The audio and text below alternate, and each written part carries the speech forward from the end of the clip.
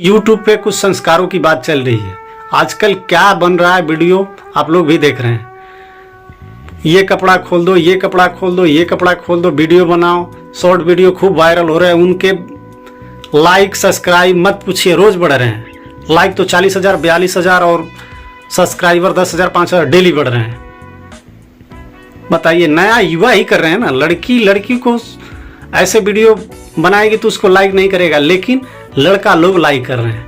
एक कहावत कही गई है कि घोड़ा और युवा दोनों भविष्य बनाने के लिए और जंग जीतने के लिए होते हैं। आजकल दोनों शादी विवाह में डांस कर रहे हैं। निवस्त्र होकर जो वीडियो बना रही है उसके वीडियो पे लाइक कर रहे हैं। वो आज पकौड़ा तानने योग्य भी नहीं है भारत में, वो सरकारी नौकरी की बात कर रहे हैं। दोस्त, जो अच्छा कंटेंट बनाए, वीडियो बनाए, उसको लाइक आप लोग कमेंट शेयर जरूर कीजिए।